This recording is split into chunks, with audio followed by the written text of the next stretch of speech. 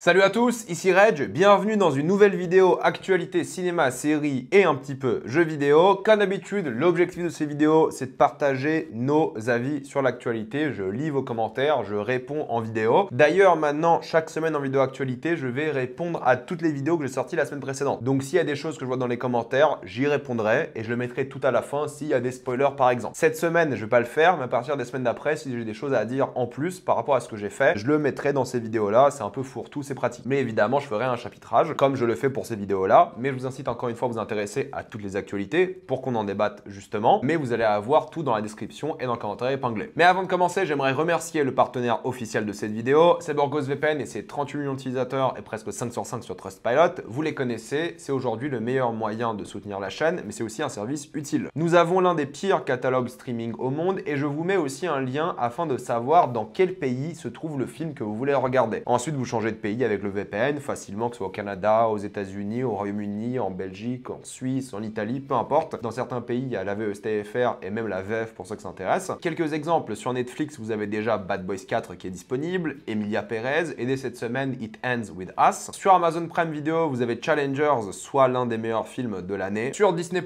vous avez le nouveau film La Planète des Singes, vous avez Deadpool et Wolverine, vous avez Vice Versa 2 et même Alien Romulus. Et sur Max, que je vous conseille d'utiliser directement depuis l'application Max, mais ne vous inquiétez pas, si vous avez l'offre via Canal, vous pouvez quand même utiliser l'application officielle Max. Vous avez par exemple Horizon, Furiosa, Trap, et dès cette semaine s'ajoute aussi Joker 2 et même Beetlejuice 2. Pour les gros consommateurs de YouTube, vous avez YouTube Premium pour beaucoup moins cher, donc pas de publicité, les vidéos en mode podcast ou téléchargées, et vous soutenez même plus les créateurs pour ceux que ça intéresse. Vous prenez un VPN dans un pays de l'Union Européenne comme la Roumanie ou la Bulgarie parce que c'est moins cher et toujours plus simple d'accès. Je sais que c'est devenu plus compliqué aujourd'hui, mais vous avez plein de tutoriels qui vous montrent comment faire. Vous serez en bien plus grande sécurité avec un VPN, que ce soit sur la Wi-Fi de l'université, de l'hôtel, de l'aéroport ou même de chez vous. Vous pouvez partager un compte avec 7 personnes au total. C'est disponible sur tous vos appareils préférés et c'est super simple d'utilisation. Vraiment, tout le monde peut le faire sans aucun problème. Vous pouvez essayer par vous-même quand vous êtes satisfait ou remboursé sous 45 jours et vous avez une assistance technique en français 24h7. Utilisez le lien dans la description, dans le commentaire épinglé afin de vous abonner à CyberGhostVPN et bénéficier de 83% de réduction plus 4 mois gratuits.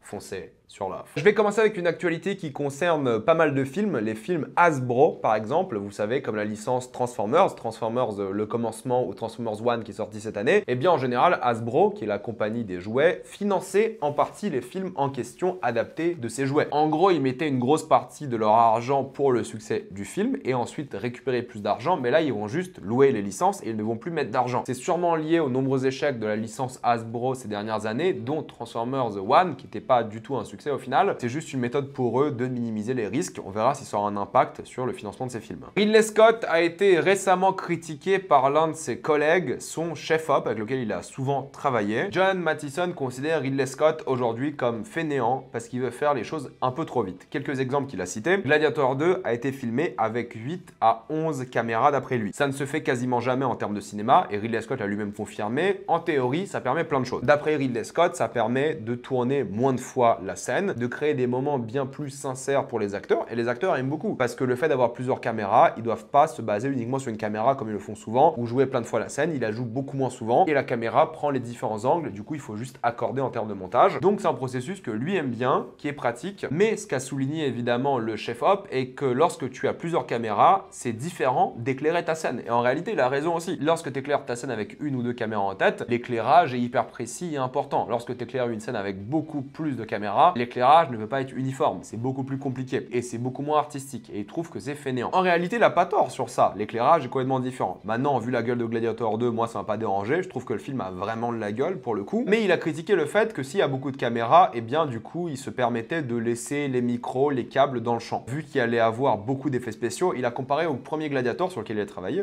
John Mathison, où il y avait 50 plans d'effets spéciaux versus les quelques milliers dans le deuxième. Premièrement, le temps a changé, c'est une évidence, mais il utilise beaucoup les effets spéciaux pour supprimer des choses du cadre qui n'auraient pas dû être là au premier abord. Je veux dire, normalement, tu caches les micros, les câbles, c'est la base. Mais là, Ridley Scott ne prenait pas le temps de le faire et voulait gérer ça en post-production. Et il a aussi critiqué le fait qu'il n'y avait pas assez de blocking lors des répétitions. En général, le blocking, c'est mettre un élément devant la caméra qui cache l'élément central que vous devez regarder. Ça crée un style, c'est une méthode de cinéma, et il a dit qu'il n'utilisait pas le blocking lors des répètes et qu'il le faisait comme ça lors du tournage, ce qui est risqué. Je trouve sincèrement que les critiques faites par ce chef-op sont légitimes, sont compréhensibles. Maintenant, la réalité est que Ridley Scott, il a 87 ans. Les acteurs ont kiffé travailler avec de nombreuses caméras. Ça a permis d'avoir des performances un peu plus théâtrales parce qu'ils se préoccupaient justement moins des caméras. Et en réalité, Gladiator 1, le tournage a duré 6 mois. Le tournage de Gladiator 2 a duré 50 jours. C'est un gain de temps absolument colossal. Et le truc, c'est que c'est ça qui est important pour Ridley Scott aujourd'hui. C'est le gain de temps. Le mec veut faire le plus de films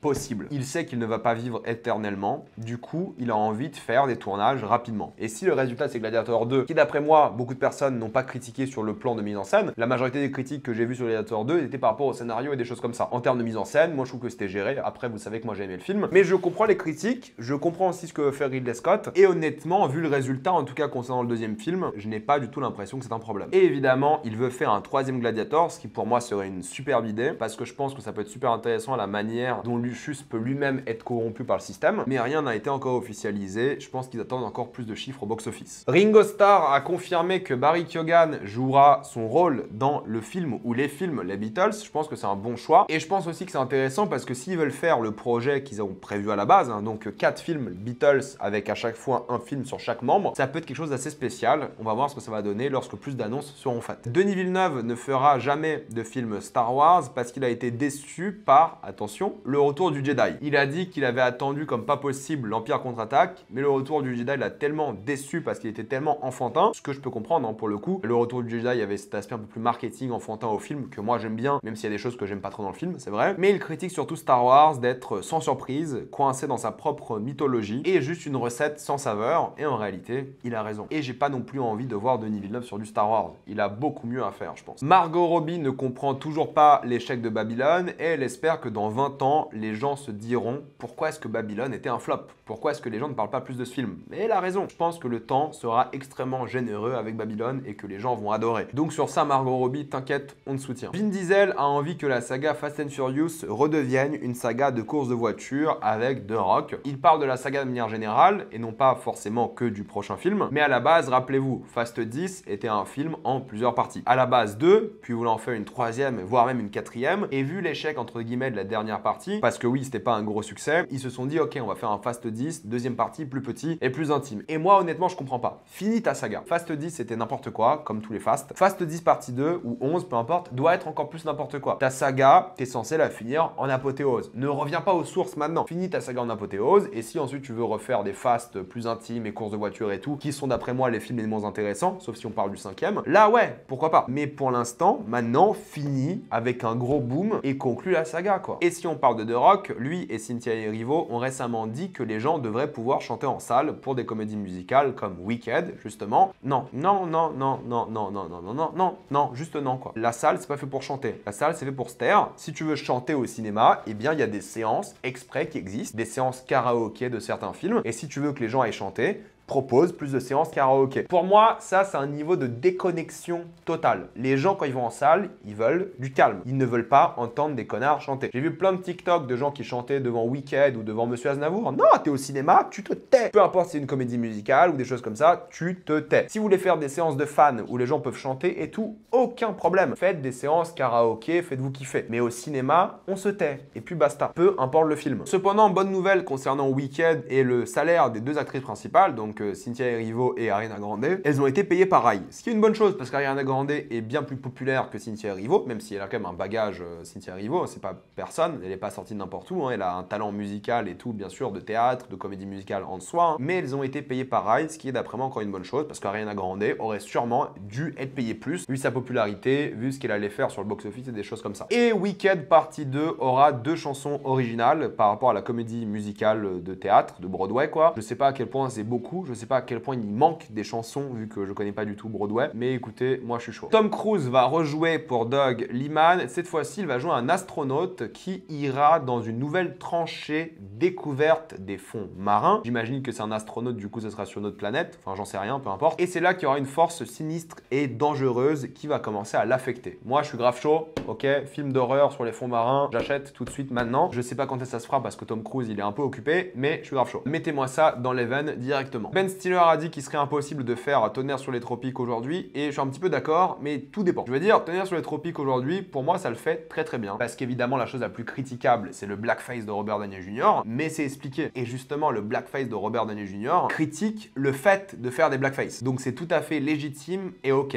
Alors, est-ce que maintenant des acteurs accepteraient ce genre de rôle? Je ne pense pas. Mais en réalité, je pense que tu peux faire des films comme ça. Alors, est-ce que tu mettrais 100 millions dans une comédie comme à l'époque, comme ça, avec des choses risquées? Je ne sais pas. Mais je pense que tu pourrais. Tout dépend de l'intention. L'intention du blackface dans le film, c'était pas de faire du blackface. Il y avait un truc concret, réel, dedans, que tous les gens woke, entre guillemets, comprennent et sont d'accord que c'est une bonne utilisation du blackface qui est intéressante, qui parle de quelque chose de sérieux en lien avec le blackface. C'est pas là pour être là. Moi, je pense qu'il n'a pas raison de ce point de vue-là. Je pense que les audiences pourraient le faire. Après, c'est lui qui est dans le business et en termes de financement, il y a sûrement plein de studios qui refuseraient de financer ça. C'est un peu des chochottes, ces studios-là, parce que je pense qu'en réalité, les gens sont moins bêtes que ça. Quoique, vu les nombreuses polémiques qu'il y a sur le wokisme constamment, c'est peut-être pas sûr. Mais là, je pense que les gens qui sont woke ne feraient pas de polémique là-dessus. Charlize Theron a rejoint le casting du prochain film de Christopher Nolan. Voilà, c'est déjà l'un des castings les plus impressionnants de l'année 2026, du coup de sa sortie. On va se régaler, je suis grave content, ça va être mortel. Une IA de scénario a été entraînée sur 139 000 scripts de films et séries cultes, tous les nommés aux Oscars du meilleur film, toutes les séries les plus populaires. Une IA qui sera vendue à Meta, Bloomberg, Apple. Quand je vous dis que c'est la fin du monde, c'est la fin du monde. J'en reparlerai quand je ferai ma vidéo sur l'IA, j'imagine en janvier. Melissa Barrera a très mal vécu son renvoi de la saga Scream. Elle pensait vraiment que sa carrière était finie. Elle n'avait pas beaucoup de rôles qui lui étaient proposés et elle a beaucoup stressé pendant des mois et des mois avant que la situation à Hollywood prenne un peu un tournant. Vous savez, au début, c'était vraiment full anti-Gaza, Palestine, tout ça. Et maintenant, à Hollywood, ça a beaucoup changé. Du coup, elle a beaucoup plus d'opportunités, mais c'est qu'elle était effrayée et son renvoi reste totalement injuste. La bande-annonce de Dexter Original Sin, le prequel à Dexter, a été diffusée. La série sort la semaine prochaine, je crois, chez nous sur Canal, à vérifier. Mais ça a l'air genre juste d'être Dexter, genre plus de Dexter, c'est tout. Oui, c'est un prequel en théorie, mais on dirait juste plus de Dexter. Ça peut être intéressant. Personnellement, j'essaierai, mais c'est vrai que c'est juste plus de Dexter. À voir la qualité que ça va avoir. Mais j'aime bien les acteurs qu'ils ont choisis. Ils ressemblent tous d'ailleurs aux acteurs de l'époque. L'acteur Jack Ville, qui est connu pour avoir joué dans plein de films américains, mais aussi par exemple le jeune Loki, s'est retrouvé SDF à cause des abus physiques et émotionnels causés par sa famille. Il a préféré quitter son foyer familial, il a fait plein de messages sur les réseaux en demandant de l'aide parce que les services sociaux voulaient pas s'occuper de lui. Mais grâce à ces réseaux, en effet, les services sociaux se sont occupés de lui. Il a même trouvé un endroit pour se loger. Mais il faut savoir que ses parents lui ont pris tout son argent qu'il a fait grâce à ses rôles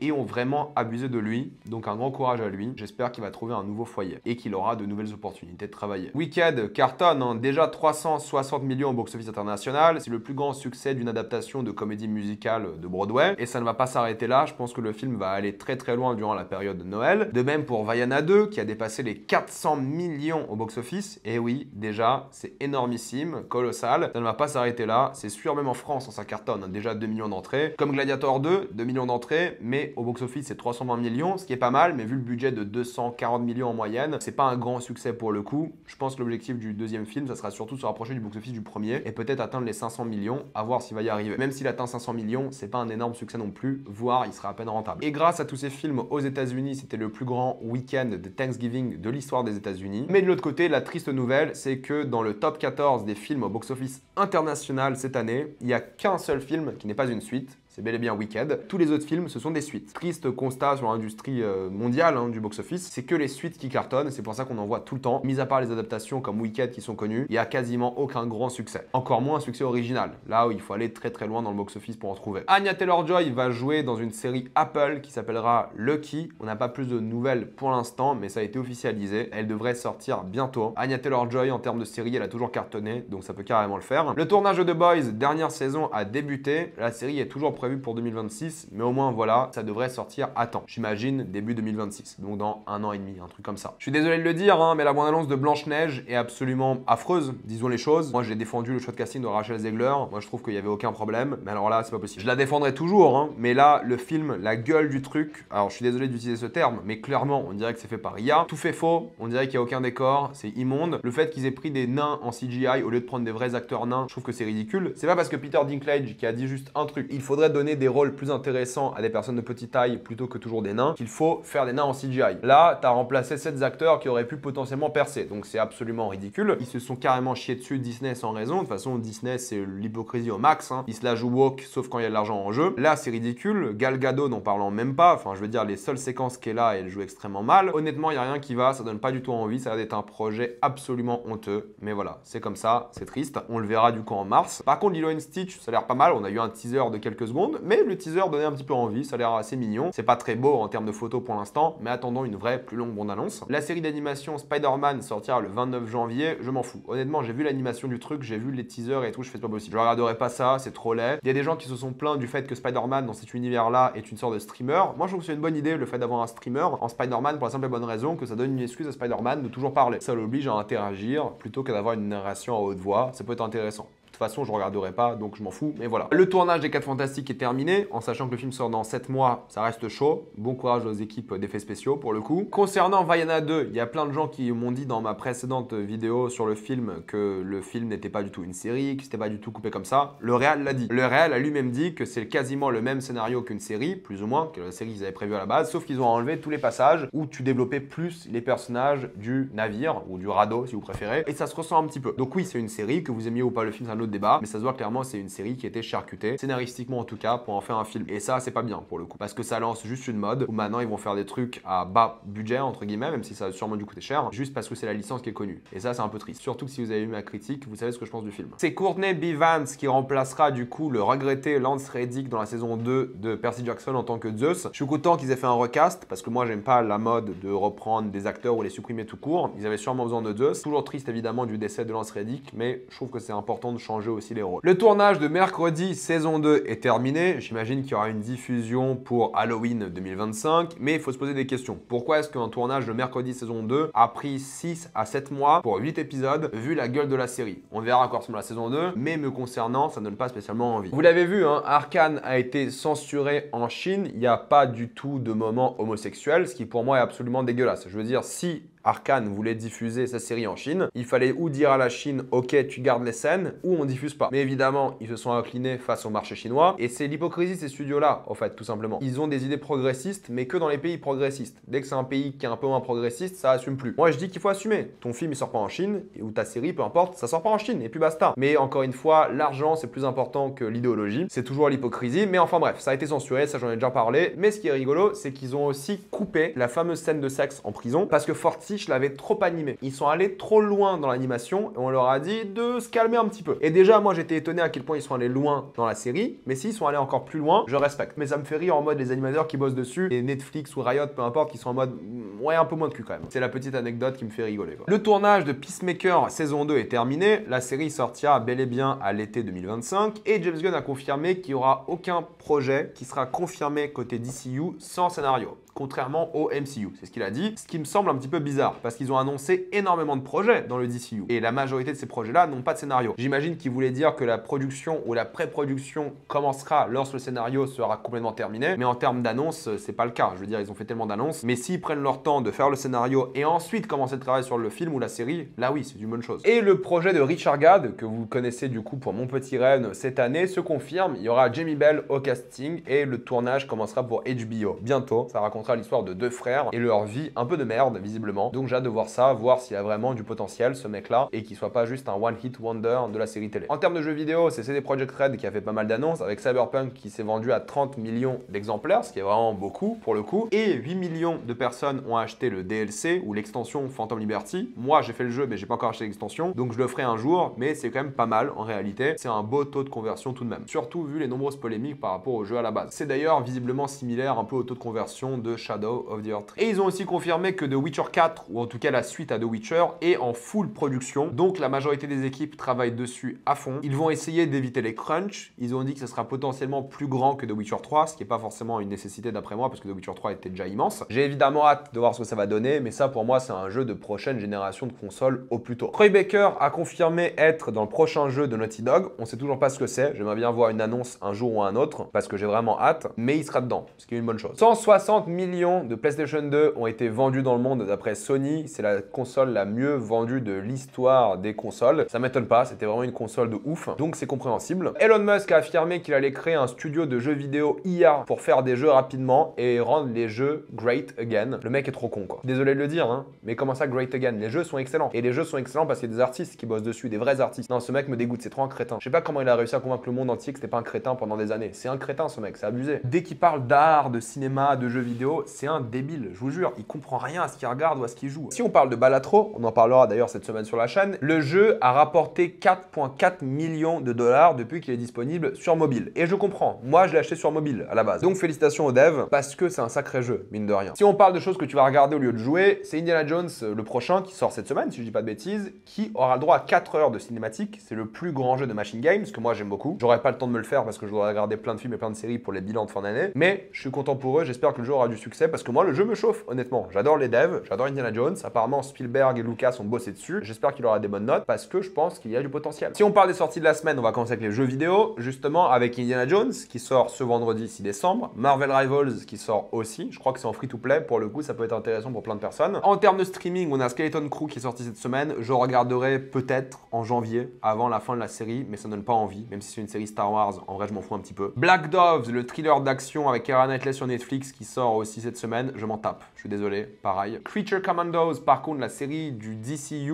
a l'air pas mal du tout, elle a d'excellentes critiques, c'est une série d'animation, donc pourquoi pas. Marie, le film sur, donc Marie, la mère de Jésus, sort cette semaine sur Netflix, peut-être je regarderai, je sais pas, à voir. Conclave, normalement je suis au cinéma lorsque vous regardez cette vidéo, et j'espère que c'est bien. Leurs enfants après eux, ça a l'air vachement bien aussi, mais je pense pas que j'aurai le temps de regarder malheureusement, mais il sort en salle. Wicked, évidemment, c'est la grosse sortie de la semaine, j'en ai déjà parlé en vidéo pour ceux que ça intéresse. Daddio, apparemment, est intéressant, ça sort aussi en salle. Et Limonov, la balade, qui sort aussi en salle cette semaine, que je pense que je vais aller voir parce que j'aime beaucoup le réal, donc je suis chaud. Voilà, mettez-moi dans les commentaires ce que vous pensez de toutes ces actualités. Êtes-vous d'accord, pas d'accord? J'ai envie d'avoir votre avis. Avant de quitter cette vidéo, pensez à utiliser le lien dans la description, dans le commentaire épinglé, afin de débloquer toutes les formes de streaming en toute accessibilité, sécurité et avec beaucoup plus de contenu. Vous avez CyberGhost VPN à 2,03 € par mois, plus 4 mois gratuits. Foncez sur l'offre. Pensez à vous abonner à la chaîne pour voir les prochaines vidéos. Mettez un j'aime, ça aide beaucoup la chaîne. Suivez-moi sur tous mes réseaux pour plus de contenu exclusif. Et moi, je vous dis à la prochaine fois. Salut à tous.